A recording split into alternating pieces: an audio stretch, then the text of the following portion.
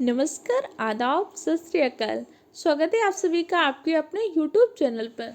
अगर आप police constable, SSC, GD, RO या फिर किसी भी एग्जाम की तैयारी कर रहे हैं, अगर आपके एग्जाम में जीके जीएस से क्वेश्चन आते हैं तो क्लास आप सबके लिए बहुत ही हेल्पफुल है। आज की क्लास में मॉडर्न हिस्ट्री में गांधी युग को बहुत ही कम टाइम में शॉर्ट में रिवीजन करेंगे। इसके अलावा मॉडर्न हिस्ट्री जो है बहुत सारे इंपॉर्टेंट पॉइंट को भी कम टाइम में रिवाइज करेंगे। देखो, किसी भी चीज़ का किसी भी टीचर का वीडियो देखने का फ़ायदा तब है जब उतने टाइम को अगर आप उससे कम टाइम में रिवाइज कर रहे तो वीडियो क्यों देखना। अगर हम उतने पॉइंट को उतनी चीज़ों को कम टाइम में नहीं रिवाइज कर पा रहे, वो टीचर हमें कम टाइम में रिवाइज करा रहे, तभी तो आपको वीडियो देखने का फ़ायदा है। अपना आप टाइम भी वेस्ट कर रहे हैं, आपका डाटा भी वेस्ट हो रहा है, आपकी आंखों को भी आप कमज़ोर कर रहे हैं। लेकिन जब वही मैं कोशिश करूँगी कि जितने दिन में 10 मिनट में आपको क्या करूँ, मॉडर्न हिस्ट्री के कम से कम 100 ऐसे इंपॉर्टेंट पॉइंट को रिवाइज करा दूँ। अगर आपने इससे पहले मेरा गांधी जी का वीडियो नहीं देखा तो चैनल की प्लेलिस्ट में जाकर उस वीडियो को जरूर देख लीजिएगा। उसकी लिंक मैं आपको डिस्क्रिप्शन बॉक्स में डाल दूंगी। तो चलिए अपनी क्लास को स्टार्ट करते हैं एक मोटिवेशनल कोट के साथ। आंखों में अरमान लिया, मंजिल को अपना मान लिया, मुश्किल क्या आसान क्या, जब ठान लिया तो ठान लिया। जब आपने संकल्प ले ही लिया है तो अब डरने की या पीछे हटने की क्या बात है। हर हाल में सफल होना है। जो पड़ोसी, जो दोस्त, जो रिश्तेदार आपसे कहता था ना आपसे ना हो पाएगा, सबसे पहले उसको ही कर कर दिखाना है। जीतने का तो मजा तभी है ना जब सब आपके हारने की सोच रहे हो, तब आपको जीत कर ही दिखाना है। तो चलिए डिस्कस करते हैं।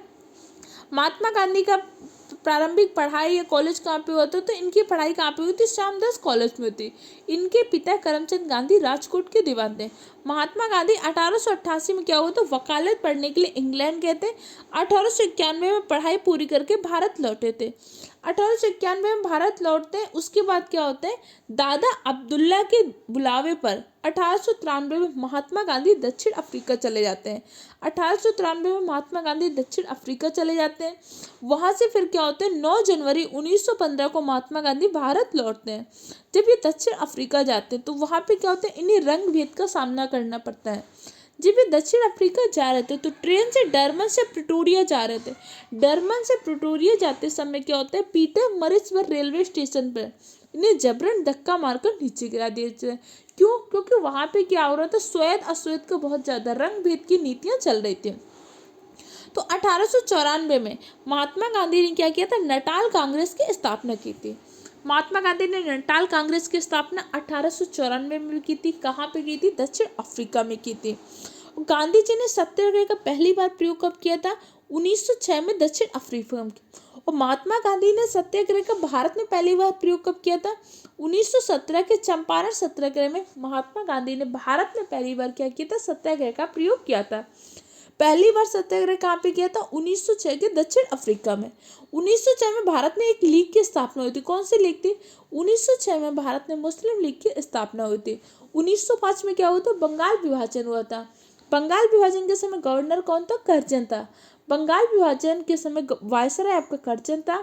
बंगाल विभाजन के विरोध में 20 जुलाई 1905 को बंगाल विभाजन का निर्णय लिया जाता है। 16 अक्टूबर 1905 को बंगाल विभाजन प्रभावी हो जाता है।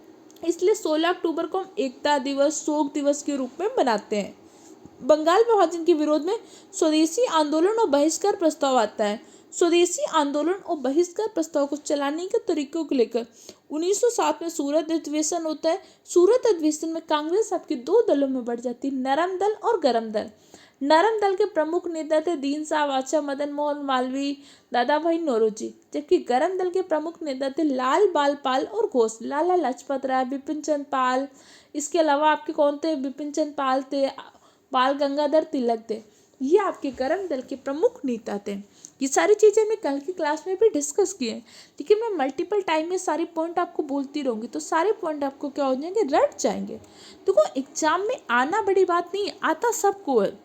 जीके, हिस्ट्री, मैथ, ये सारी चीज़ें आती सबको हैं। जो भी तैयारी कर रहा है थोड़ी सीरियस तरीके से तो उसको सारी चीज़ें आती हैं, लेकिन उस टाइम पे प्रेशर को झेलते हुए पॉइंट आपको याद हो जाए।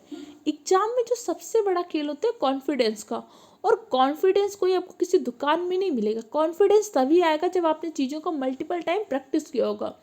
और जीके में कॉन्सेप्ट कॉन्फिडेंस आपको तभी आ सकता है जब आपके कॉन्सेप्ट क्लियर हो, उसके अलावा आपने प्रैक्टिस की हो। इसलिए मैं हर एक पॉइंट को मल्टीपल टाइम, जैसे आप ऑफलाइन क्लास में पढ़ते हैं तभी मैं आपको सारी चीज़ें मल्टीपल टाइम रिवाइज कराती रहती हूँ, क्योंकि जीके को जब तक आप रिवाइज नहीं करेंगे तब तक जीके आपको याद नहीं होगी।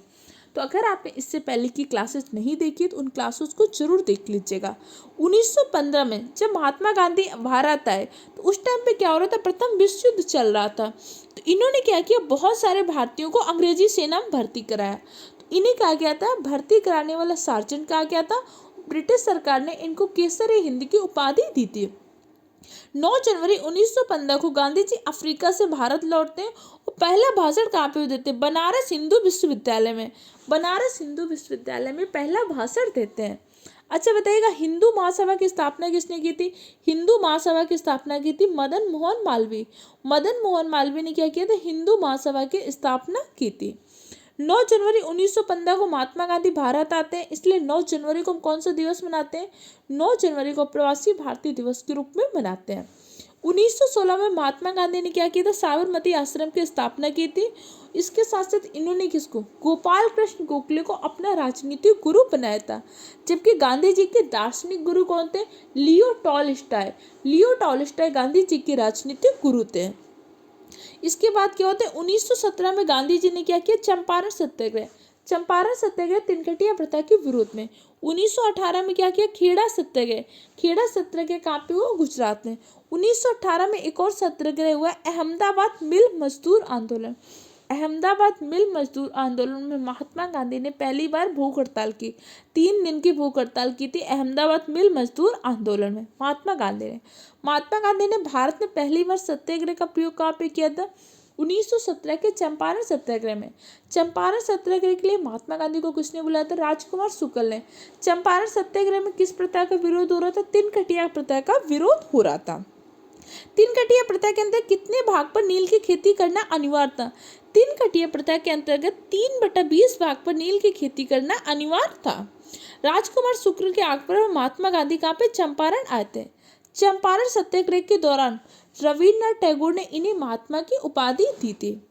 1918 में खेड़ा सत्याग्रह के दौरान सरदार वल्लभ भाई पटेल किससे जुड़े थे? महात्मा गांधी से जुड़े थे।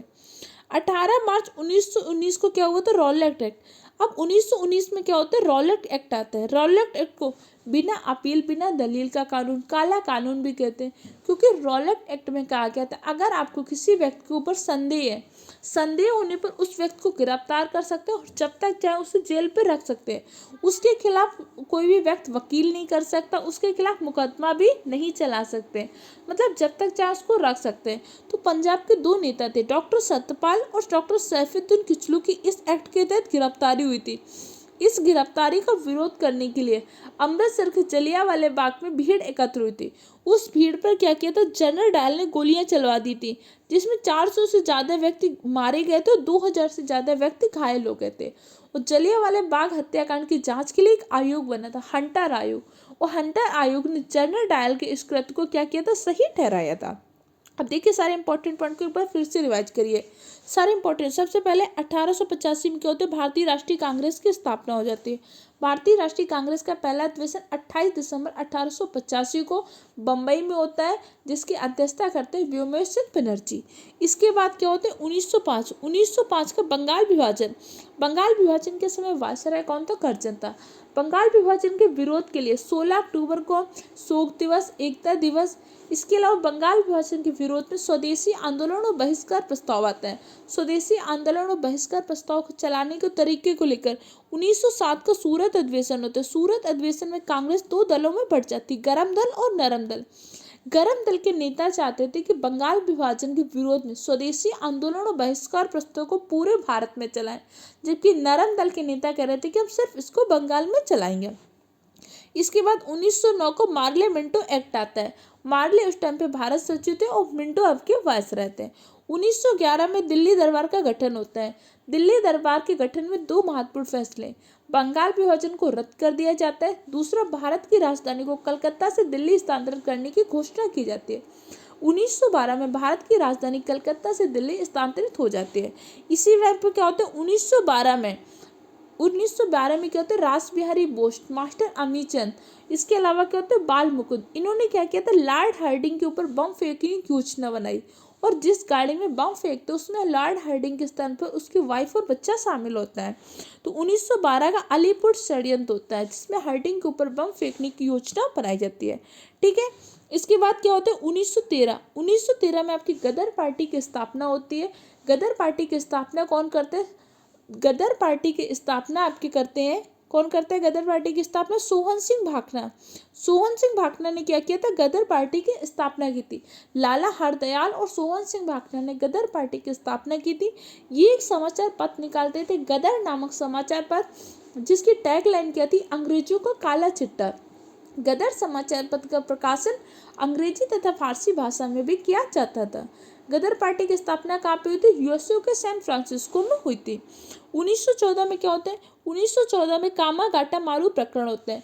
एक जापानी जहाज को बाबा गुरदत्त सिंह ने किराए पे लिया था तथा इस जहाज को लेकर कनाडा जाते हैं जहाँ पे भारतीयों को प्रवेश नहीं मिलता। तो ये वापस पश्चिम बंगाल के हुगली तट पर आते हैं जहाँ इनका अंग्रेजों के साथ संघर्ष होता है।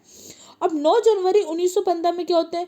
9 जनवरी 1915 में महात्मा गांधी दक्षिण अफ्रीका से भारत वापस आते हैं और 1916 में इन्होंने साबरमती आश्रम की स्थापना की।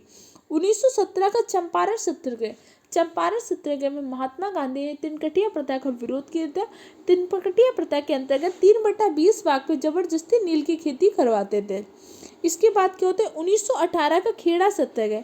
1918 का खेड़ा सत्याग्रह होता है। इस 1918 में एक और होता है अहमदाबाद मिल मजदूर आंदोलन। अहमदाबाद मिल मजदूर आंदोलन में महात्मा गांधी ने पहली बार भूख हड़ताल की थी। इसके बाद 1919 में क्या होता है? रॉलेट एक्ट आता है। 18 मार्च 1919 को रॉलेट एक्ट आता है जिसे क्या क्या बोला होता है? बिना अपील बिना दलील का कानून या काला कानून भी कहा जाता है। इस रॉलेट एक्ट के विरोध में क्या हुआ था? 13 अप्रैल 1919 को एक भीड़ एकत्र हुई थी। कहाँ पे? जलियांवाला बाग में, जिसपे जनरल डायर ने गोलियां चलवा दी थी। इस हत्याकांड को जलियांवाला बाग हत्याकांड के नाम से जानते हैं। जलियांवाला बाग हत्याकांड के दौरान क्या हुआ था? इसके विरोध में रविन्द्रनाथ टैगोर ने अपनी नाइटहुड की उपाधि त्यागी थी। इसके बाद 1920 में क्या होता है? असहयोग आंदोलन स्टार्ट होता है। 1919 में मुस्लिम लीग ने क्या किया था? खिलाफत आंदोलन स्टार्ट किया था क्योंकि जो प्रथम द्वितीय युद्ध हुआ था, प्रथम विश्व युद्ध में तुर्की खलीफा के पद को समाप्त किया था और तुर्की और सीरिया के मुसलमानों के साथ ब्रिटिश सरकार ने बहुत अच्छा बर्ताव नहीं किया था। इसलिए मुस्लिम लीग ने 1919 में खिलाफत आंदोलन स्टार्ट करने की बात करते हैं। तो 1916 के लखनऊ समझौता में क्या हुआ था? कांग्रेस और मुस्लिम लीग के मध्य समझौता होता है। तो कांग्रेस से पूछते हैं कि भाई हम तो खिलाफत आंदोलन स्टार्ट कर रहे हैं, आप कुछ करेंगे? तो कांग्रेस कहती है हाँ हम क्या करेंगे? असहयोग आंदोलन को स्टार्ट करेंगे। तो दोनों लोग बात किसकी मानते थे? महात्मा गांधी की। तो असहयोग आंदोलन और खिलाफत आंदोलन ने मिलकर एक कमेटी बनाई, अखिल भारतीय खिलाफत कमेटी। अखिल भारतीय खिलाफत कमेटी के अध्यक्ष किसको बनाते हैं? महात्मा गांधी को। तो मुस्लिम लीग ने कौन सा आंदोलन स्टार्ट किया? मुस्लिम लीग ने खिलाफत आंदोलन स्टार्ट किया और कांग्रेस ने उनका साथ देने के लिए कौन सा आंदोलन स्टार्ट किया? असहयोग आंदोलन। असहयोग आंदोलन के दौरान महात्मा गांधी ने केसर-ए-हिंद की उपाधि त्याग दी थी। महात्मा गांधी को केसर-ए-हिंद की उपाधि कब मिली थी? महात्मा गांधी को केसर-ए-हिंद की उपाधि जब ये 1915 में भारत आते हैं और बहुत सारे भारतीयों को क्या करते हैं? सैन्य में भर्ती करवाते हैं। तो इसलिए इनको ब्रिटिश सरकार ने क्या किया था? केसर-ए-हिंद की उपाधि दी थी। क्लियर हो गया? 31 अगस्त 1920 को महात्मा गांधी अखिल भारतीय खिलाफत कमेटी के अध्यक्ष बनाए जाते हैं। 1 अगस्त 1920 को क्या होता है? असहयोग आंदोलन स्टार्ट होता है। असहयोग आंदोलन में राष्ट्रीय आंदोलन बनाने के लिए महात्मा गांधी ने क्या किया था? चरखा को अपनाया था। इसके बाद क्या होगा? 5 फरवरी 1922 को यूपी के गोरखपुर में चौरी चौरा कांड हो जाता है जिससे आहत होकर महात्मा गांधी क्या कर देते हैं? असहयोग आंदोलन को वापस ले लेते हैं। तो इसके आगे के पॉइंट को हम कल की क्लास में पढ़ेंगे। इतने सारे पॉइंट को रट जाइएगा। कोई दिक्कत कोई कंफ्यूजन हो कमेंट सेक्शन द्वारा पूछ लीजिएगा। जल्दी मिलते हैं नेक्स्ट क्लास में। Okay, thank you.